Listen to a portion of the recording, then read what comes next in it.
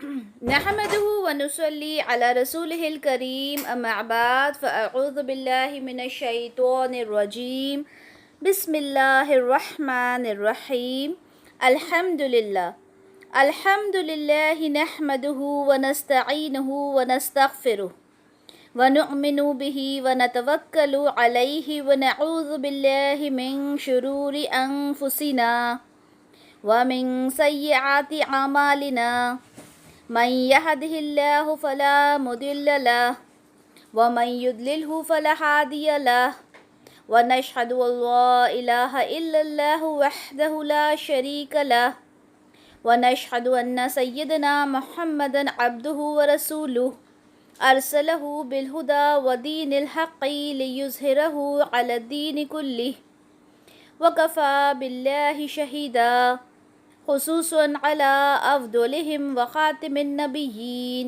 محمد الأمين وعلى آله وصحابه أجمعين فصلى الله عليه وسلم تسليما كثيرا أما بعد رب اشرح لي صدري ويسر لي أمري واحلل عقدة من لساني يفقه قولي ربي زدني علما۔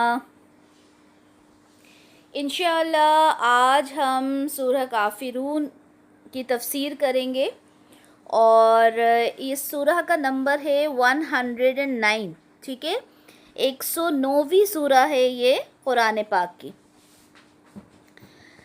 پہلے ہم اسے ایک بار دیکھ لیتے ہیں انشاءاللہ، پھر آگے پڑھیں گے۔ بسم اللہ الرحمن الرحیم۔ قل یا ایہا الکافرون لا أعبد ما تعبدون ولا أنتم عابدون ما أعبد ولا أنا عابد ما عبدتم ولا أنتم عابدون ما أعبد لكم دينكم ولي دين۔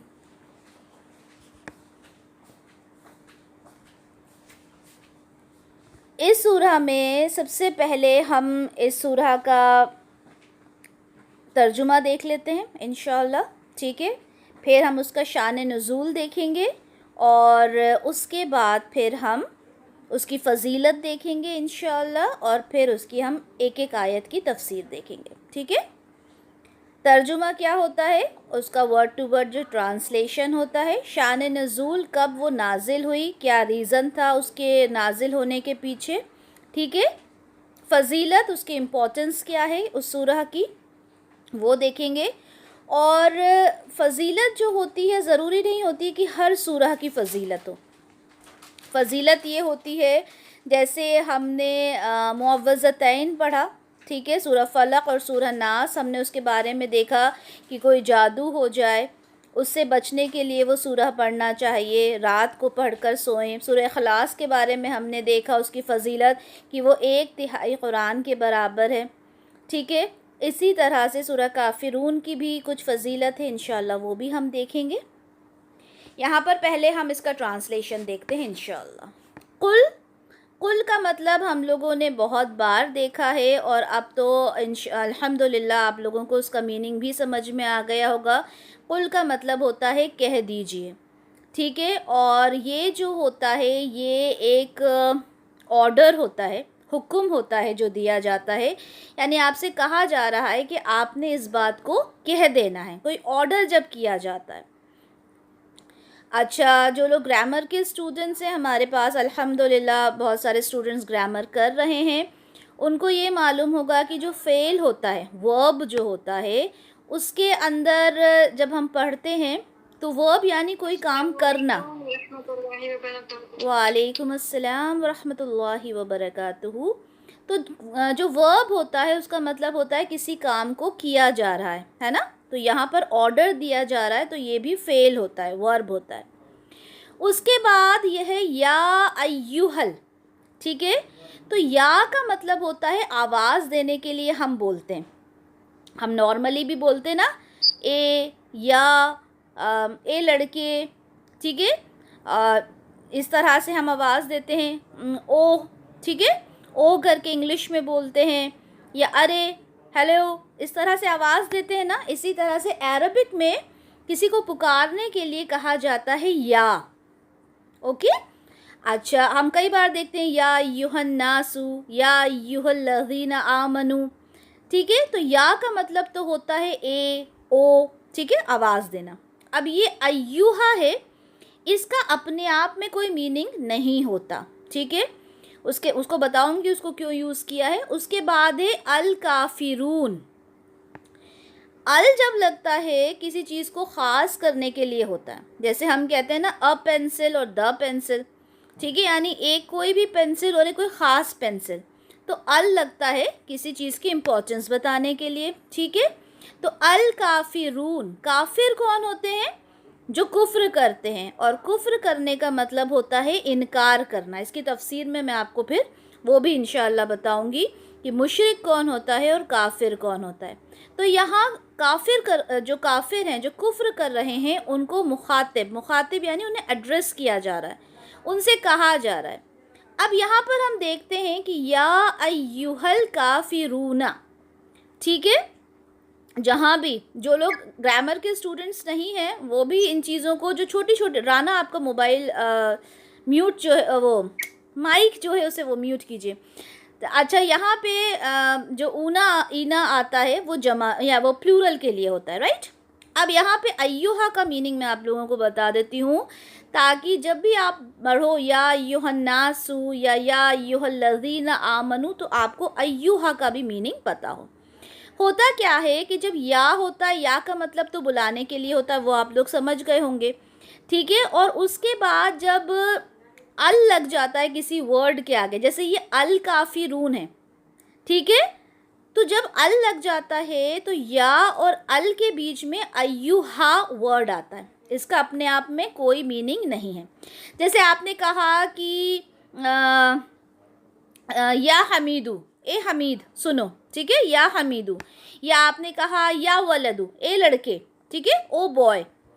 ठीक है, लेकिन अगर वहाँ पे अल लग जाता है, जैसे अगर ये होता या काफिरून, तो या काफिरून हो जाता, लेकिन क्योंकि यहाँ पे अल लगा है तो इसलिए यहाँ पर बीच में अय्युहा आया। वैसे तो ये ग्रामेटिकल बात है, लेकिन आप लोगों को मालूम होना चाहिए कि अय्युहा का अपने आप में कोई मतलब नहीं होता। इट ओनली मीन्स कि या और अल करके जो भी जिसको भी बुलाया जा रहा है, उन दोनों के बीच में अय्युहा आता है। उम्मीद करती हूँ समझ गए होंगे। तो यहाँ पे क्या कहा जा रहा है? कुल यानी कह दीजिए, मोहम्मद सल्लल्लाहु अलैहि वसल्लम आप कह दीजिए, या अय्युहल काफिरून, ए वो लोग जो कुफ्र करते हो। यानी काफिरों से कहा जा रहा है कि काफिरों को आप कह दीजिए। क्या कह दीजिए? आयत नंबर 2, ला यानी नहीं, अअबुदु मैं इबादत करता हूँ। ठीक है, अबुदु क्या होता है? वर्ब होता है, राइट, यानी मैं इबादत करता हूँ, और ला लग गया तो नहीं मैं इबादत करता। ठीक है, माँ जिसकी, ताबुदून तुम सब इबादत करते हो, ताबुदून प्लूरल होता है। ठीक है, यानी रसूलुल्लाह सल्लल्लाहु अलैहि वसल्लम से कहा जा रहा है कि आप कह दीजिए कि ए काफिरों, मैं उनकी हरगिज़ नहीं उनकी इबादत करता जिनकी तुम इबादत करते हो। वला, वा यानी और, ला यानी नहीं, और नहीं। अंतुम का मतलब होता है तुम, ठीक है, यू, और ये प्लूरल के लिए यूज होता है। ठीक है, यू ऑल, तुम सब। वला अंतुम, और नहीं तुम। आबिदूना यानी इबादत करने वाले। ठीक है, ना ही तुम इबादत करने वाले हो, माँ जिसकी, अअबुद मैं इबादत करता हूँ। ठीक है, ना ही तुम उसकी इबादत करने वाले जिसकी मैं इबादत करता हूँ। पहले क्या कहा? पहले कहा कि मैं जिसकी इबादत करता हूँ उसकी तुम इबादत नहीं कर सकते, और जिसकी तुम इबादत करते हो उसकी मैं इबादत नहीं कर सकता। ठीक है, फिर आयत नंबर 4 में क्या कहा? वला, और नहीं, अना मैं, आबिदुम इबादत करने वाला हूँ, माँ अबद तुम जिसकी तुम इबादत करते हो। यानी ना तो मैं आज इबादत करता ना मैं करने वाला हूँ, यानी इन फ्यूचर भी कोई चांस ही नहीं है कि मैं इबादत करूँ उसकी जिसकी तुम इबादत करते हो। वला अंतुम आबिदूना मा अअबुद, फिर वही बात, न तुम इबादत करने वाले जिसकी मैं इबादत करता हूँ। लकुम दीनुकुम वलिय दीन, ला मतलब होता है लिए, फॉर, कुम मतलब होता है तुम, तुम्हारे लिए, दीनु यानी दीन, कुम यानी तुम्हारे लिए, तुम्हारा, सॉरी, ठीक है। तो लकुम दीनुकुम, तुम्हारे लिए तुम्हारा दीन है, वलिया यानी मेरे लिए, ला मतलब लिए, फॉर, या आता है मेरे, और मेरे लिए दीनी, मेरा दीन, यानी तुम्हारे लिए तुम्हारा दीन है। यहाँ पे लकुम से मतलब होगा सिर्फ, तुम्हारे लिए सिर्फ तुम्हारा दीन है, और मेरे लिए मेरा दीन है, ठीक है। अब यहाँ पर तफसीर शुरू करने से पहले एक चीज़ हम ये देखते हैं कि वही बात अल्लाह ताला ने बार बार दोहराई है।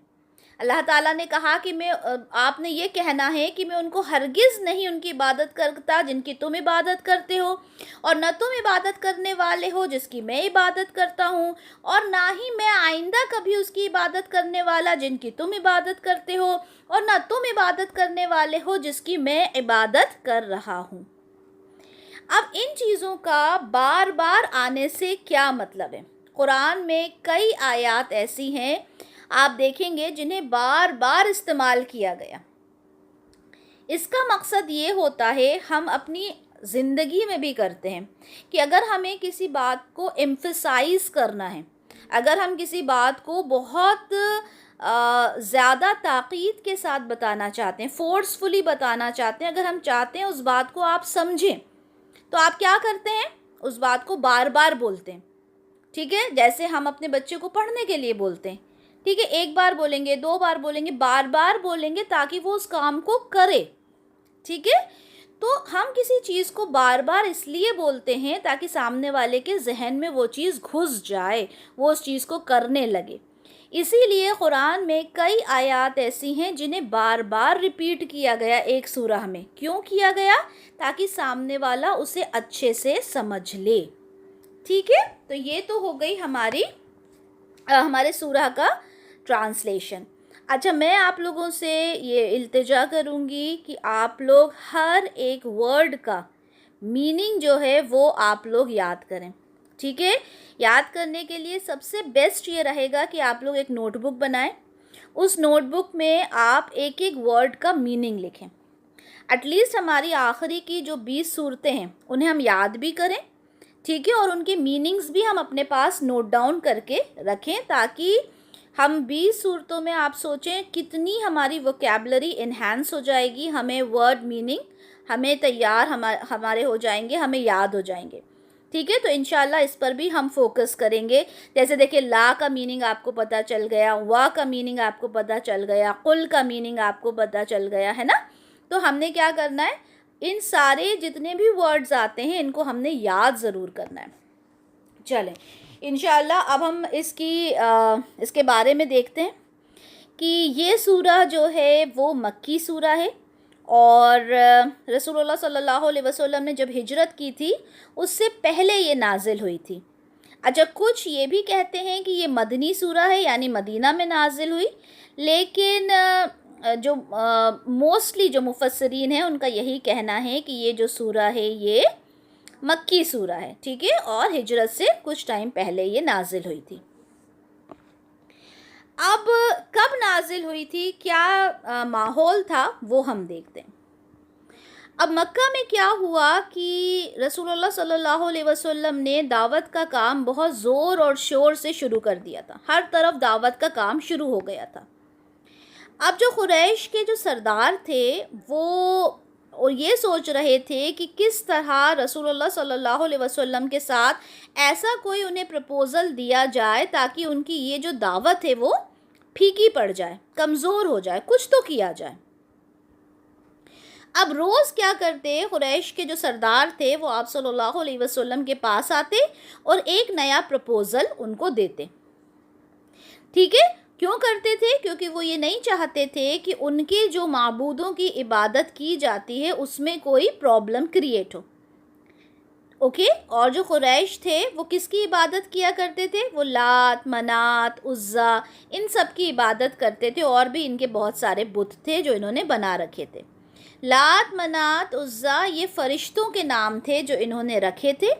اور ان کا یہ کہنا تھا کہ یہ جو فرشتے ہیں یہ نعوذ باللہ یہ اللہ تعالیٰ کی بیٹیاں ہیں. اور ہم اللہ کو تو مانتے ہیں، لیکن کیا ہوتا ہے کہ کوئی بات کسی تک پہنچانے کے لیے ہمیں کسی ذریعے کی ضرورت ہوتی ہے.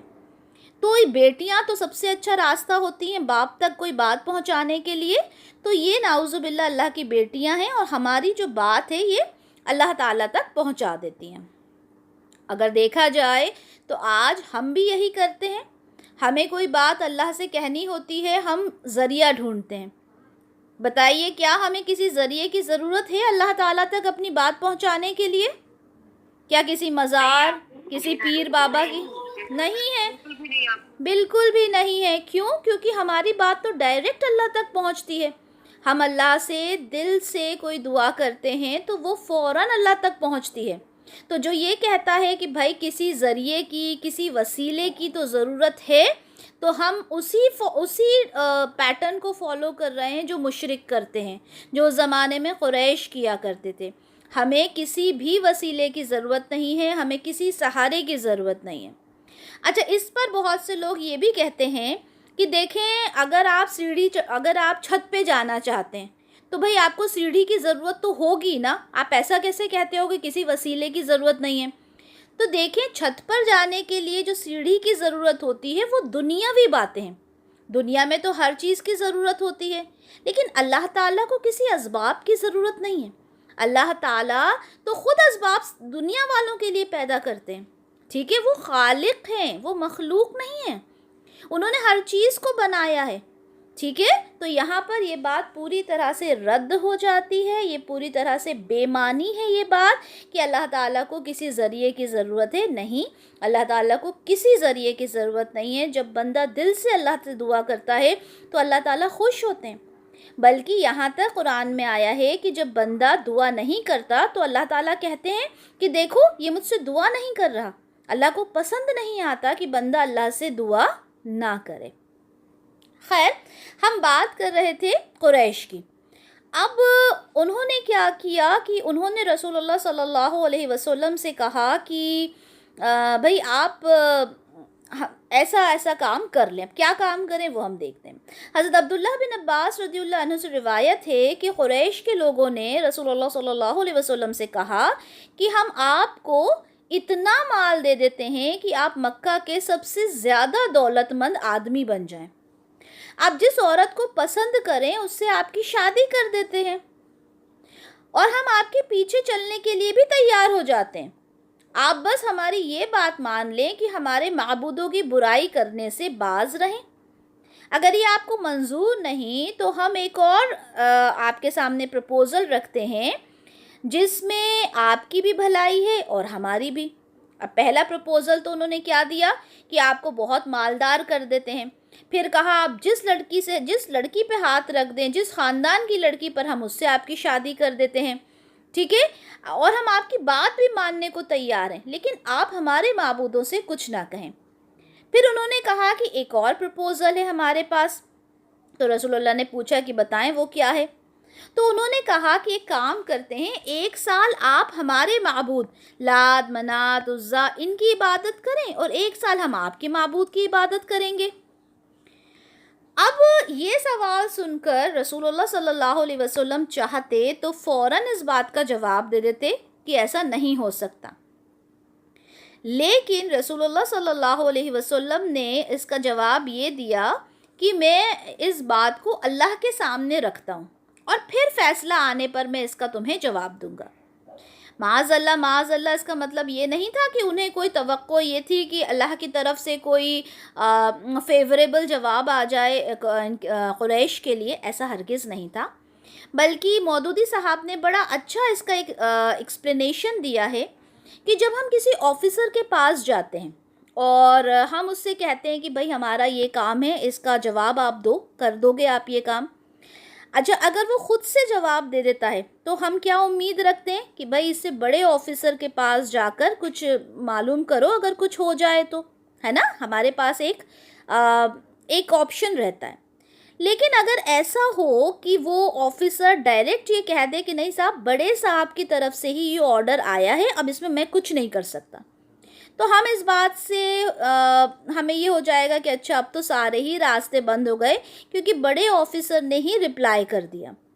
تو سیم وے رسول اللہ صلی اللہ علیہ وسلم اس کا جواب تو دے سکتے تھے، لیکن روز کے جب اس طرح کے پروپوزلز آ رہے تھے سرداروں کی طرف سے تو رسول اللہ صلی اللہ علیہ وسلم نے خود نہ جواب دیتے ہوئے اس کا جواب یہ دیا کہ میں اللہ تعالیٰ سے اس کے بارے میں سوال کرتا ہوں اور جب وہ کوئی جواب دیں گے وہ جواب میں تمہیں بتا دوں گا. تو اس کے جواب میں پھر یہ سورہ نازل ہوئی کہ میں اس کی عبادت نہیں کروں گا جس کی تم عبادت کرتے ہو، نہ تم اس کی عبادت کرو گے جس کی میں عبادت کرتا ہوں. ٹھیک ہے، جواب آیا کہ کہہ دیجئے کافروں سے کہ اے کافروں میں اس کی عبادت نہیں کرتا جس کی تم عبادت کرتے ہو. ٹھیک ہے، تو پھر یہ سورہ اس کے جواب میں نازل ہوئی. اسی طرح سے ایک اور روایت میں آتا ہے کہ جو یہ قریش کے سردار تھے انہوں نے کہا کہ آپ ایک کام کریں کہ آپ ہمارے معبودوں کو چھو لیں، ان کو ایک بار بس ان کو ٹچ کر لیں تاکہ لوگوں کو پتہ چل جائے کہ ہاں آپ ان بتوں کو مانتے ہیں. ٹھیک ہے، اور اس پر بھی انہی ساری چیزوں کے بعد کیا ہوا، یہ جواب آیا اللہ کی طرف سے.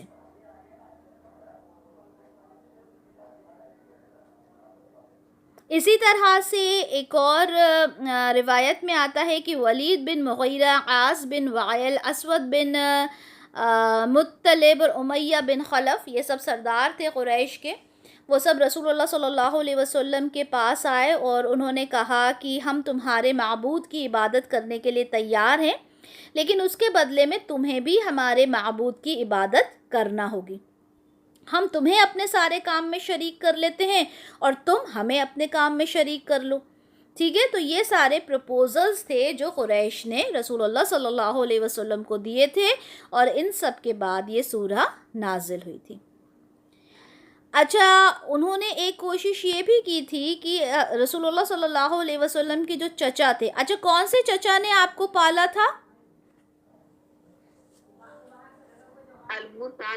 ابو طالب. اچھا ابو طالب کیا ایمان لے کر آئے تھے؟ جی ایمان نہیں لائے تھے، لیکن جیسے کہ ہم نے جب سورہ لہب پڑھی تھی، جی مائکس میوٹ کیجئے، جب ہم نے سورہ لہب پڑھی تھی تب ہم نے اس میں پڑھا تھا کہ جو چچا ہوتے تھے، عرب کا جو کلچر تھا اس میں جو چچا ہوتے تھے وہ بالکل باپ کی جگہ ہوتے تھے اور کوئی بھی چچا اپنے بھتیجے کو اپنے سے دور نہیں کر سکتا تھا. اور پھر یہ جو ابو طالب تھے انہوں نے تو پال پوس کے بڑا کیا تھا رسول اللہ صلی اللہ علیہ وسلم کو، تو بہت محبت کرتے تھے. ٹھیک ہے، یہ بات الگ ہے کہ ہاں وہ ایمان نہیں لے کر آئے تھے، انہوں نے کلمہ نہیں پڑھا تھا، لیکن محبت بہت کرتے تھے. تو ایک بار جو یہ قریش کے جو لوگ تھے، یہ لوگ جو قریش کے تھے، آپ ان کے پاس گئے ابو طالب کے پاس اور ان سے کہا کہ دیکھو اپنے بھتیجے کو سمجھا لو اور اسے کہو کہ ہم جو پروپوزل دیتے ہیں اس کو وہ ایکسیپٹ کر لیں. تو جو ابو طالب تھے وہ رسول اللہ صلی اللہ علیہ وسلم کے پاس گئے اور انہوں نے کہا دیکھو میں بہت بوڑھا ہو چکا ہوں اور اب میرے اندر اتنی طاقت نہیں ہے کہ میں ان سب سے لڑ سکوں، تمہارے مطلب تم اتنا مطلب جو کچھ کر رہے ہو میں قریش کے خلاف لڑ نہیں سکتا، تو تم ایسا کرو کہ ان کا کوئی پروپوزل دیکھ لو کیا کرنا ہے کیا نہیں. انہوں نے سمجھایا. ٹھیک ہے، جس پر رسول اللہ صلی اللہ علیہ وسلم نے کہا کہ میرے چچا اگر وہ میرے دائیں ہاتھ پر سورج اور بائیں ہاتھ پر چاند لا کر رکھ دیں تب بھی میں یہ کام کرنے کو تیار نہیں ہوں، یہاں تک کہ اللہ تعالیٰ اس دین کو غالب کر دے. ٹھیک ہے، یعنی یہ دین جو ہے وہ پاور میں آ جائے یا پھر میں اس کی دعوت دیتے دیتے شہید ہو جاؤں. تو یہ ایک داعی کا کام ہونا چاہیے کہ جب وہ دین کی دعوت دے تو وہ یہ سوچے کہ میں اس کہتے ہیں نا مرتے دم تک اس حد تک میں دعوت کا کام کروں گا چاہے میں شہید ہو جاؤں. تو پھر کیا ان کے چاچا ایمان لے کر کے آئے تھے؟ نہیں، ان کے چچا ایمان نہیں لے کر آئے تھے. ان سے جب آخری وقت آیا تھا ان کا، تب رسول اللہ صلی اللہ علیہ وسلم نے ان سے کہا تھا کہ آپ کلمہ پڑھ لیں تاکہ میں مطلب آپ کے لیے کچھ تو جب سفارش کریں گے رسول اللہ صلی اللہ علیہ وسلم روز قیامت، تو میں آپ کے لیے کچھ تو دلیل پیش کر سکوں. لیکن انہوں نے اس بات کو قبول نہیں کیا تھا. اور ایک حدیث میں آتا ہے کہ کسی نے سوال کیا کہ آپ کے جو چچا ہیں، کیا آپ کے چچا ہونے کی وجہ سے ان کو جہنم سے آزادی نہیں ملے گی؟ تو رسول اللہ صلی اللہ علیہ وسلم نے کہا کہ میرے چچا ہونے کی وجہ سے ان کو سب سے کم تر عذاب دیا جائے گا جہنم میں. اور آپ کو پتہ ہے وہ کم عذاب کیا ہوگا؟ اللہ اکبر، اللہ ہم سب کو محفوظ فرمائے کہ وہ ان کے چچا تھے، اور وہ بھی محبت کرنے والے چچا. ان کو یہ کہا گیا کہ انہیں آگ کی جوتیاں پہنائی جائیں گی جس کی وجہ سے ان کا دماغ تک ابلنے لگے گا. اللہ اکبر، اللہ اکبر. سوچیں ان کے سگے چچا کے لیے یہ سب سے کم درجے کا عذاب ہوگا کیونکہ وہ ان کے چچا تھے. تو بس ہم سب کو اللہ تعالیٰ سے دعا کرنا چاہیے کہ اللہ تعالیٰ تو ہمیں ایمان پہ رکھ، ہمیں نیک راستے پر چلا، صراط مستقیم پر چلا، اور ہمارے لیے جنت کو آسان کر دیں. آمین یا رب العالمین. چلیں ٹھیک ہے.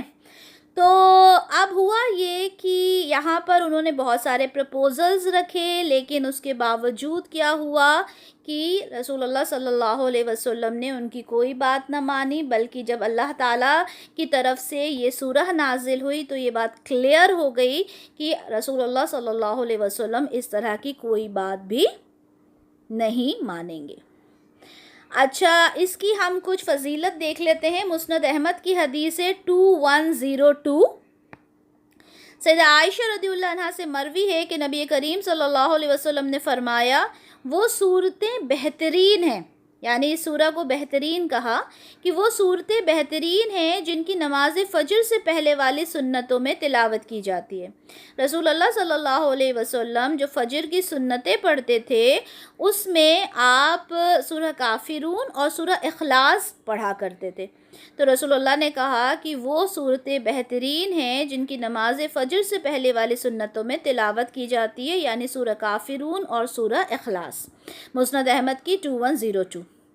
اسی طرح مسند احمد کی 2221 ہے کہ رسول اللہ صلی اللہ علیہ وسلم جب نماز وتر پڑھتے تو آپ سورہ اعلیٰ، سورہ کافرون اور سورہ اخلاص کی تلاوت کرتے.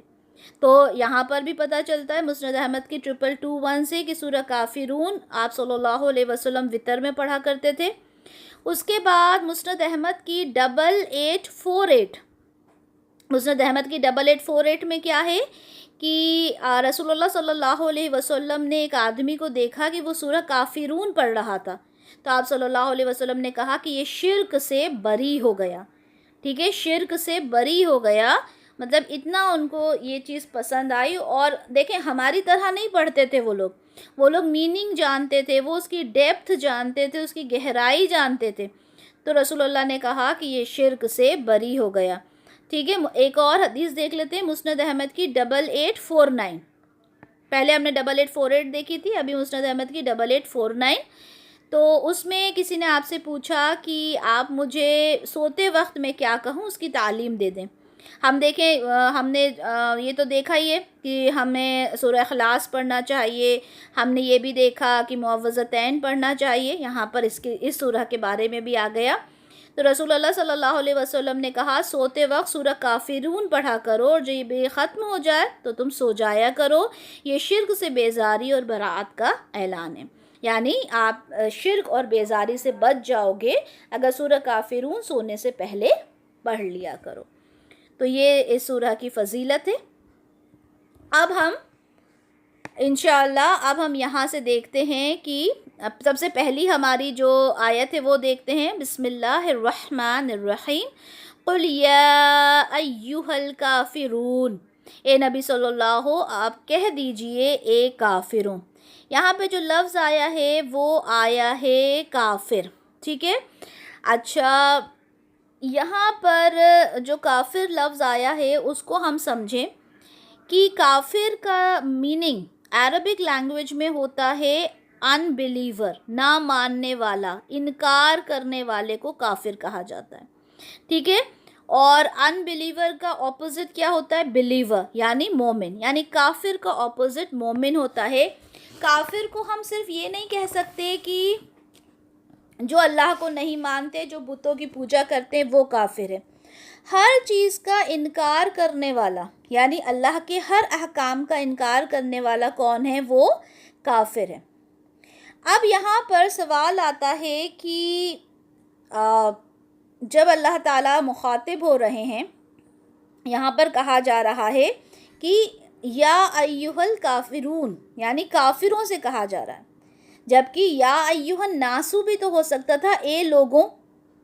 تو یہاں پر یہ بات کلیئر کر دی گئی کہ یہاں پر ان لوگوں سے مخاطب ہوا جا رہا ہے جو کفر کر رہے ہیں، انکار کر رہے ہیں. یہاں پر ایک سوال یہ اٹھتا ہے کہ جو قریش تھے، کیا وہ اللہ کی عبادت نہیں کرتے تھے؟ بتائیے، کیا وہ اللہ کی عبادت نہیں کرتے تھے؟ بیٹے وہ اللہ کی عبادت تو کرتے تھے، لیکن ساتھ میں اپنے جو اللہ کی بیٹی بنا رکھی تھی ان کی بھی عبادت کرتے تھے، ساتھ میں بتوں کی بھی عبادت اللہ کو تو مانتے تھے لیکن بت پرستی بھی کرتے تھے. Very good.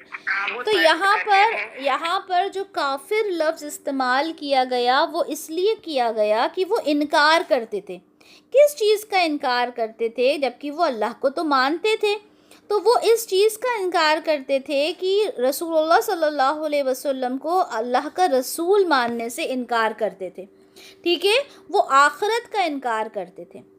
اگر میں آپ سے سوال کروں کہ ایک مشرک اور ایک کافر کے بیچ میں کیا فرق ہوتا ہے، تو دیکھیں مشرک کون ہوتا ہے؟ مشرک وہ ہوتا ہے جو اللہ کی عبادت تو کرتا ہے لیکن ساتھ میں کسی اور کو بھی اپنی عبادت میں شریک کر لیتا ہے، ٹھیک ہے.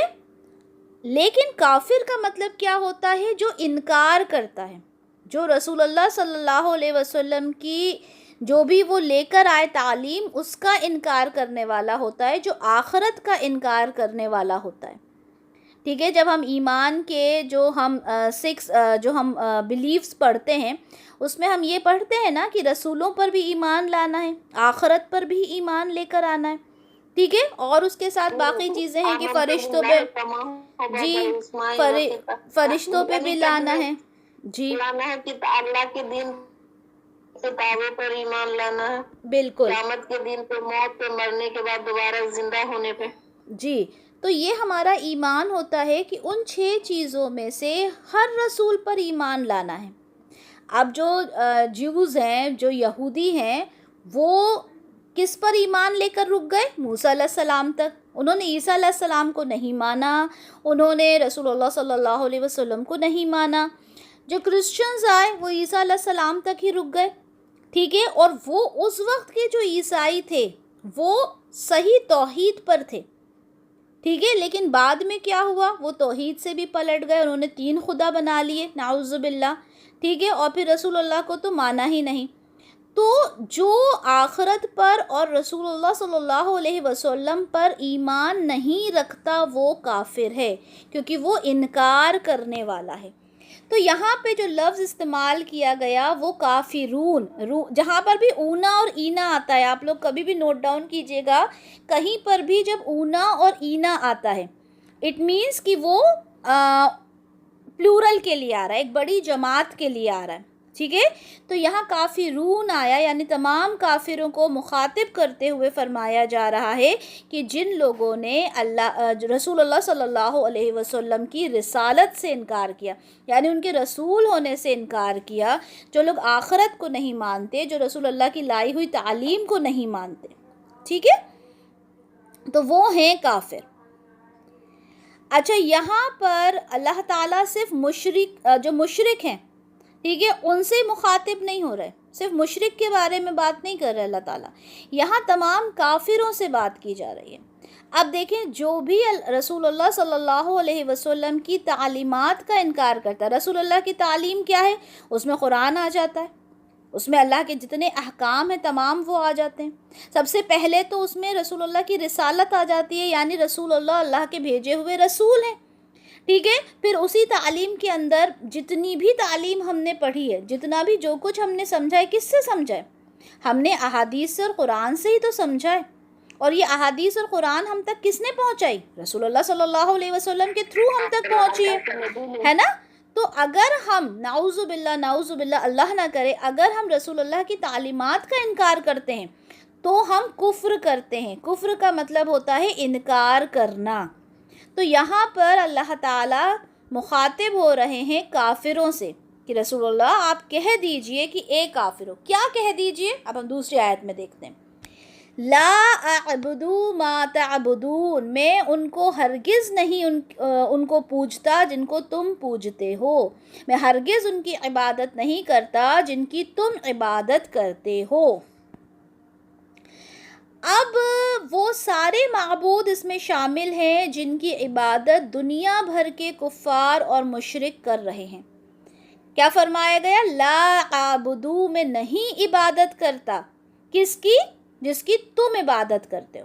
اب وہ کوئی بھی ہو سکتے ہیں، وہ فرشتے بھی ہو سکتے ہیں، کیونکہ فرشتے کو ہی تو لات منات عزا بنایا تھا انہوں نے. وہ انبیاء بھی ہو سکتے ہیں، کیونکہ نبیوں کو تو انہوں نے معاذ اللہ کا بیٹا بنا دیا. عزیر علیہ السلام کو بنایا، عیسیٰ علیہ السلام کو بنایا. ٹھیک ہے. تو ہم ان کو بھی اللہ تو نہیں مانتے، نعوذ باللہ، ہم نبی مانتے ان کو. اولیاء، ٹھیک ہے، جو ولی ہوتے ہیں ان کو یہ انہوں نے ایک الگ ہی مقام دے دیا. ٹھیک ہے. یہ لوگ زندہ اور مردہ انسانوں کی جو روحیں ہوتی ہیں ان کو معبود بنا لیتے ہیں. ٹھیک ہے. یہ چاند اور سورج کو معبود بنا لیتے ہیں، ستاروں کو معبود بنا لیتے ہیں، جانور، درخت، دریا، بت، ان کے خیالی دیوی دیوتا، ان کو یہ بت بنا لیتے ہیں. تو رسول اللہ کہہ رہے ہیں لا اعبد ما تعبدون، میں نہیں عبادت کرتا اس کی جس کی تم عبادت کرتے ہو. دیکھیں اللہ کیا ہے؟ اللہ کیا ہے؟ اللہ احد ہے، اللہ صمد ہے. اللہ جیسا کوئی نہیں، اللہ اپنے آپ میں اکیلا ہے. اللہ کفون ہے، اللہ جیسا کوئی ہمسر نہیں، کوئی اس کے برابر نہیں، ہم پلہ نہیں، اس جیسا نہیں. ٹھیک ہے. اور ہم کیا پڑھا ہم نے؟ لم یلد ولم یولد، نہ اس کی کوئی اولاد ہے اور نہ وہ کسی کی اولاد ہے. تو یہ جب ہمیں اللہ تعالیٰ کی ساری کوالٹیز پتہ ہیں کہ وہ اللہ ہے. کون ہے رب کہلانے کے لائق؟ رب کہلانے کے لائق وہ ہے جو احد ہے. رب کہلانے کے لائق وہ ہے جو صمد ہے.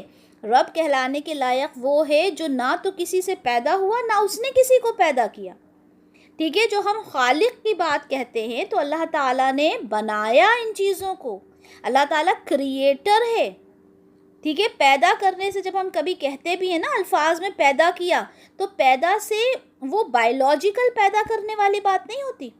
نعوذ باللہ جو عیسائی کہتے ہیں کہ جو عیسیٰ علیہ السلام ہیں وہ اللہ تعالیٰ کے بیٹے ہیں، تو اس کے اندر جب ہم اس کی ڈیپتھ میں جاتے ہیں تو اس کا کیا مطلب ہوتا ہے کہ اگر کسی کا کوئی بیٹا ہے تو ظاہر سی بات ہے اس کی بیوی بھی ہوگی.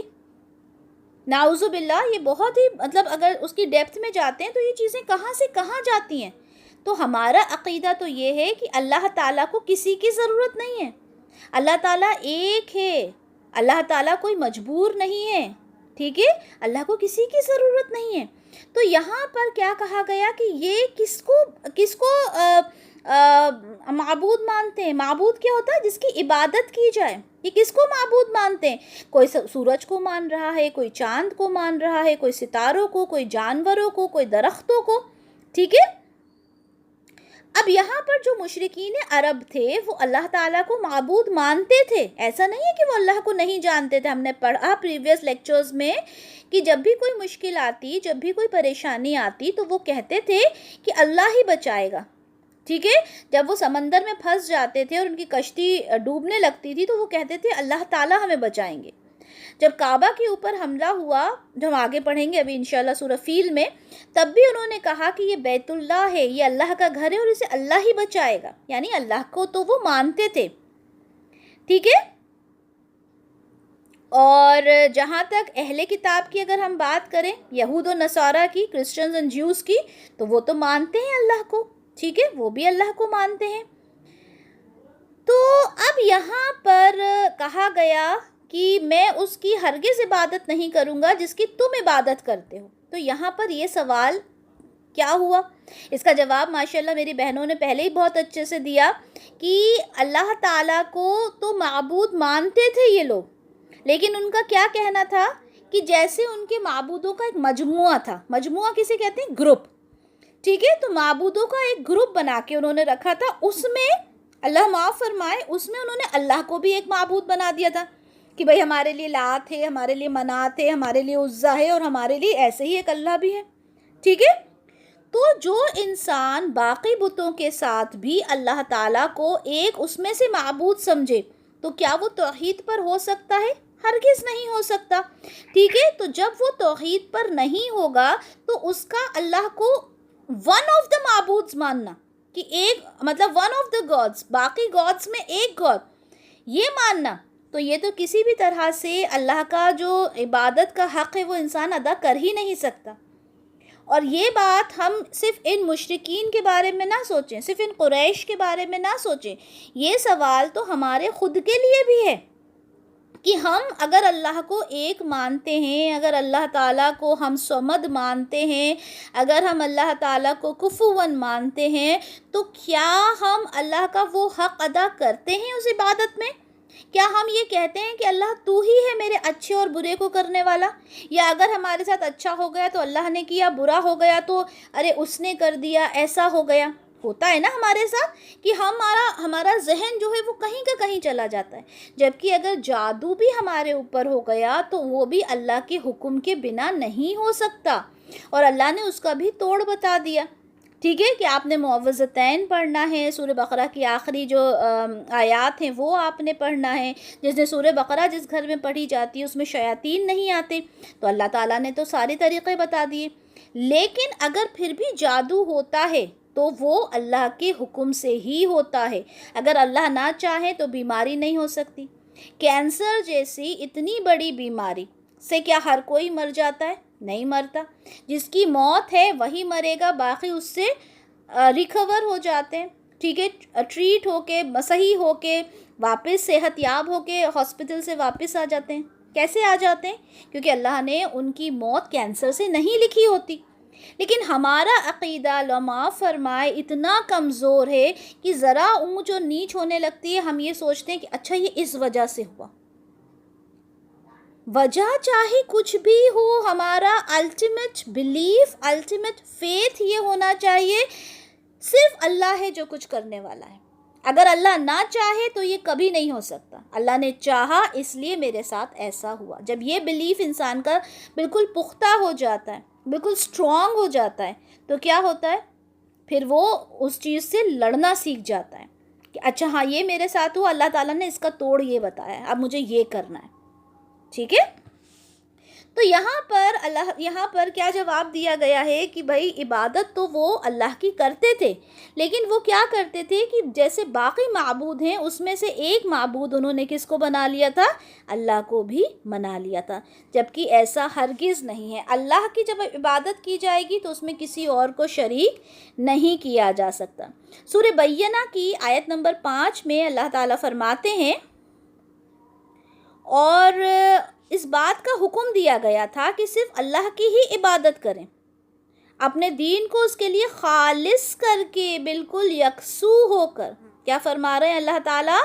کہ ایک اللہ کی عبادت کرنا ہے، اپنے دین کو اس کے لیے خالص، بالکل پیور کر کے، بالکل یکسو یعنی ایک کر کے۔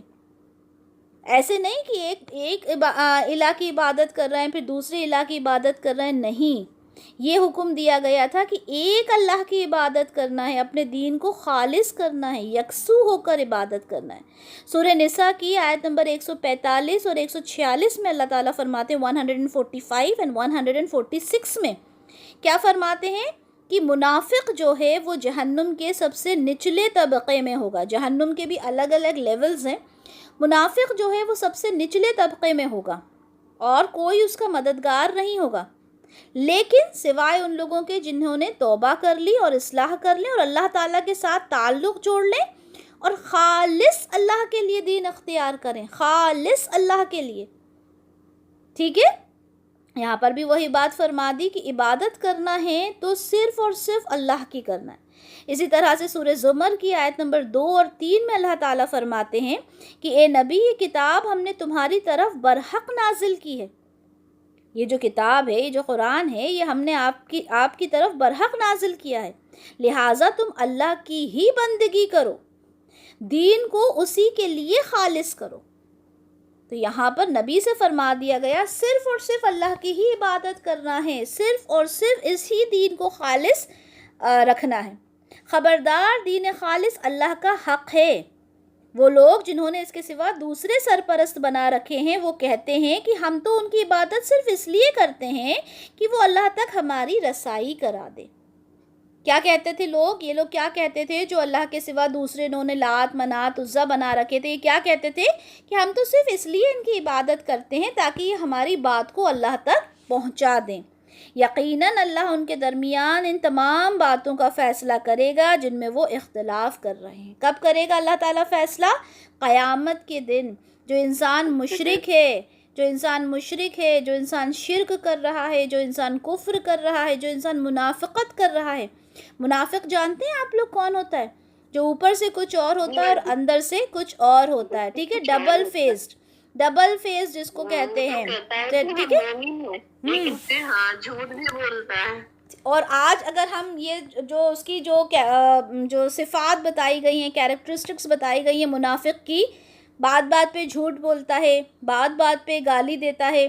ٹھیک ہے، اوپر سے کچھ ہوتا ہے، اندر سے کچھ ہوتا ہے. آج دیکھیں کیا مسلمان ان چیزوں سے پاک ہے؟ آج کا مسلمان کیا ان چیزوں سے پاک ہے؟ نہیں ہے. اور ہم اپنے آپ کو مومن کہتے ہیں. ٹھیک ہے، تو اب آپ بتائیں کہ منافق میں اور مومن میں کتنا کم ڈفرنس ہے. کہ منافق وہ ہوتا ہے جو بظاہر تو مسلمان نظر آتا ہے لیکن اس کے اندر یہ سارے چیزیں ہوتی ہیں. اللہ ہم سب کو معاف فرمائے.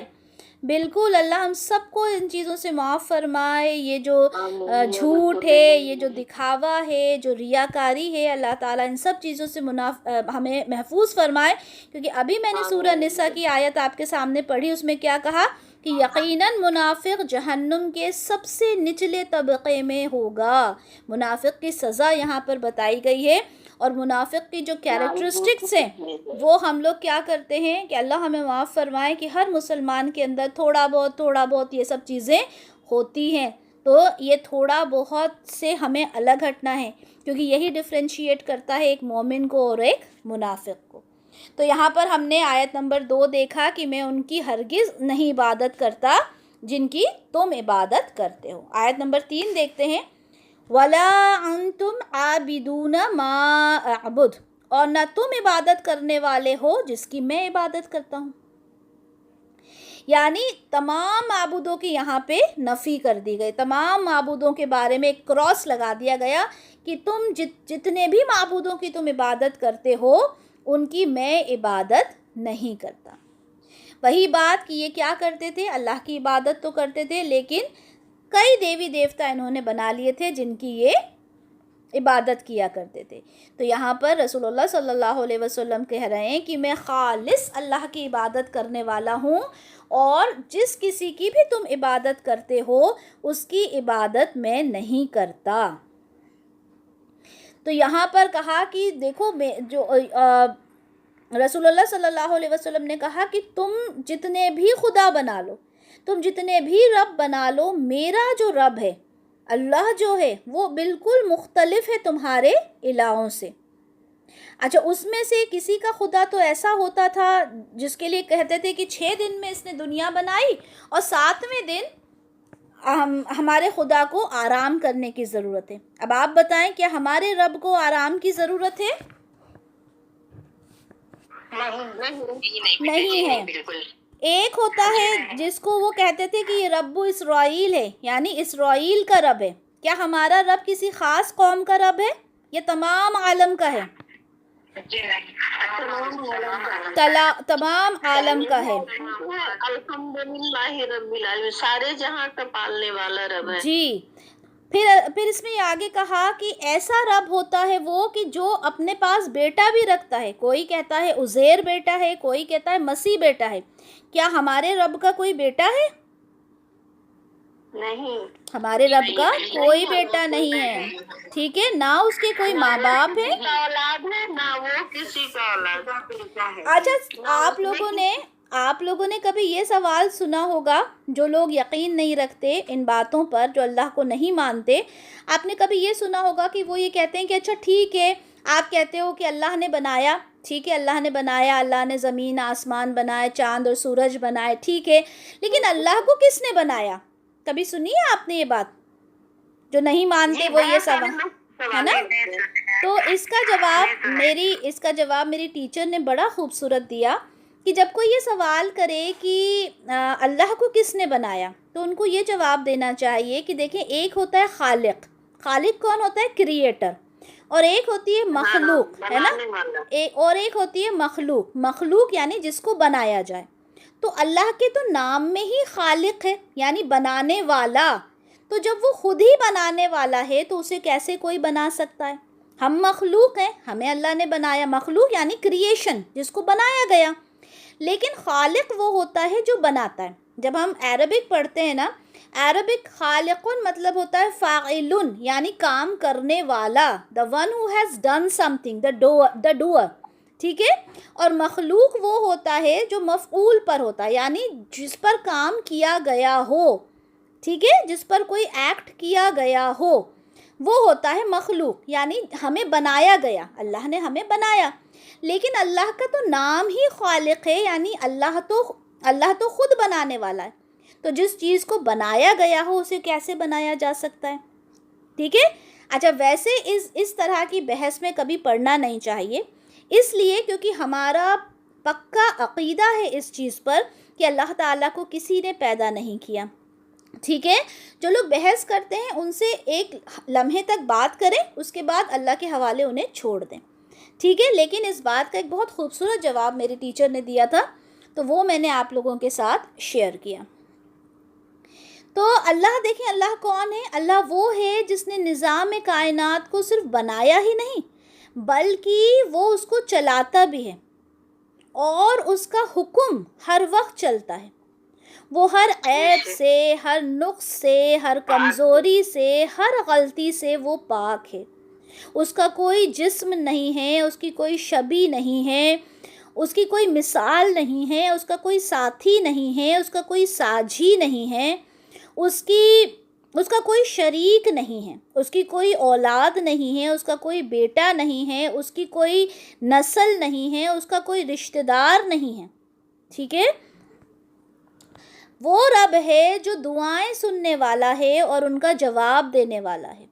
रब वो है जो मौत देता है, जो ज़िंदगी देता है। रब वो है जो नफ़ा देता है, जो नुकसान देता है।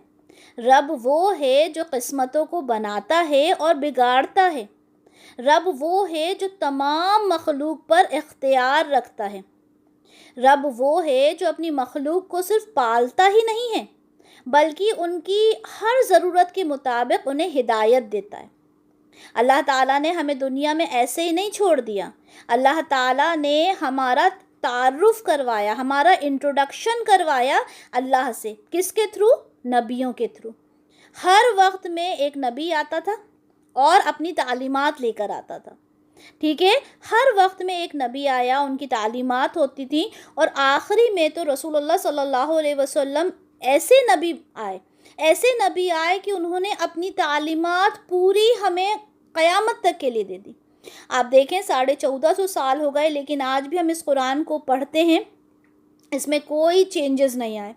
हम रसूलुल्लाह सल्लल्लाहु अलैहि वसल्लम की अहादीस पढ़ते हैं, जिनके थ्रू हमें ये पता चलता है कि हमने गुस्ल कैसे करना है, हमने सलाम कैसे करना है, हमने गाड़ी पर बैठना कैसे, हमने खाना खाने के हमारे एटिकेट्स क्या होना चाहिए। हमें हर एक चीज़ बता दी गई।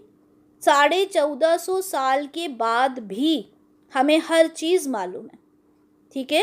تو وہ اللہ ہے جس نے ہمیں ہدایت دی، ہر وقت ہمیں ہدایت دیتا ہے، اور لیکن ہمیں اللہ سے ہدایت مانگنے والا بننا ہے کہ اللہ تعالیٰ تیرے جو احکام ہیں ان کو ہم پورے کرنے والے بن جائیں، کیونکہ اللہ کے احکام ہمیں بتا دیے گئے.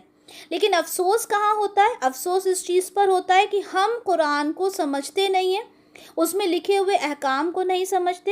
خاص طور پر ہم انڈینس کہتے ہیں کہ اچھا ہم نے قرآن پڑھ لیا، ہمارا کام ہو گیا. ہم نے صرف پڑھ لیا کہ الف لام میم ذالک الکتاب لا ریب فیہ ھدی للمتقین، ہم نے پڑھ لیا، ہو گیا ہمارا. ہم نے سمجھا ہی نہیں کہ ذالک الکتاب لا ریب فیہ کا مطلب کیا ہے.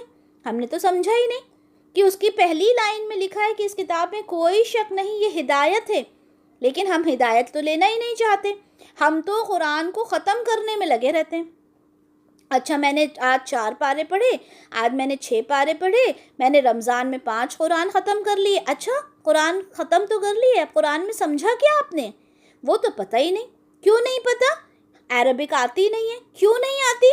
سمجھی نہیں. کیوں نہیں سمجھی؟ ضروری نہیں سمجھا. یہ ہمارا جواب ہوتا ہے. جب ہم قرآن کو سمجھیں گے ہی نہیں تو پھر آپ بتائیں اللہ تعالیٰ ہدایت کہاں سے آ کر دیں گے؟ کیا اللہ تعالیٰ اس وقت فرشتے کو بھیج کر ایک ایک کا دروازہ نوک کروائیں گے اور کہیں گے کہ لو ہدایت لے لو؟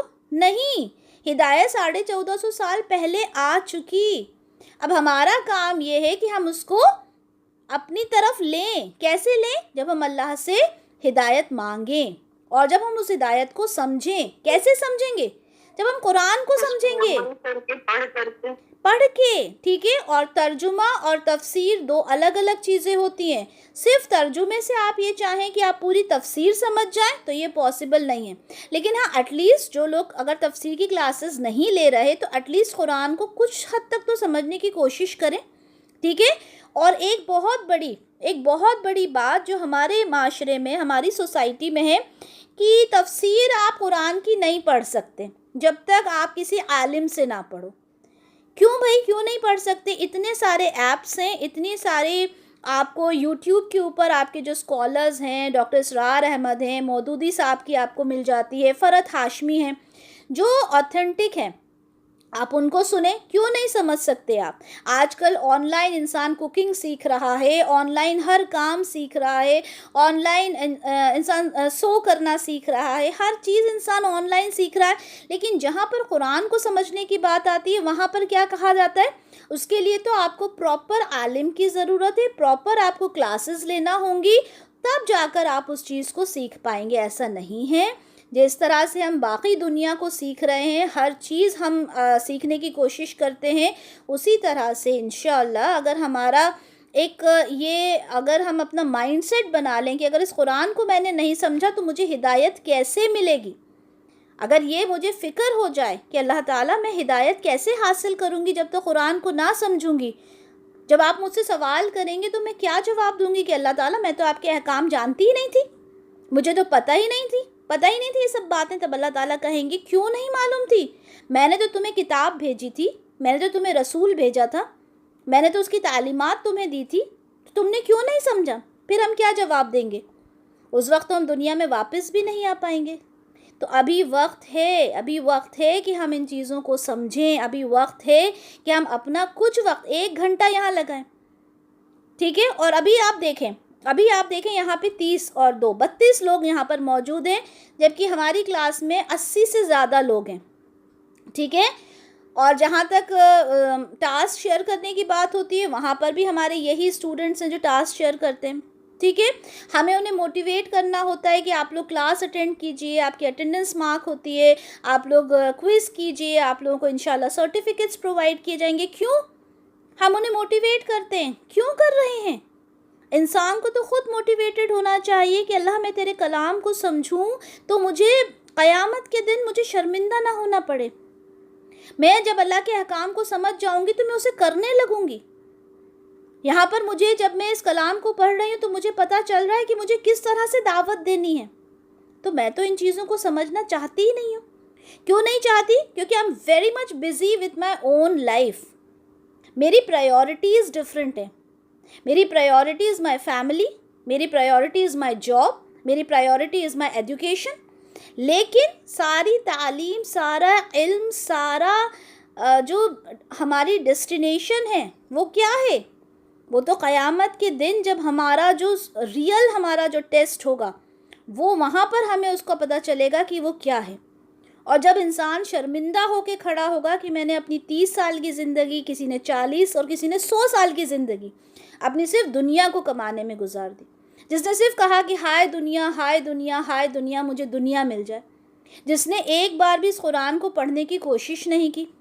ہاں یہ ضرور سنا ہے کہ میں نے 4 قرآن ختم کر لیے، میں نے 10 قرآن ختم کر لیے، میں ایک دن میں 6 پارے پڑھتی ہوں. اچھا کیا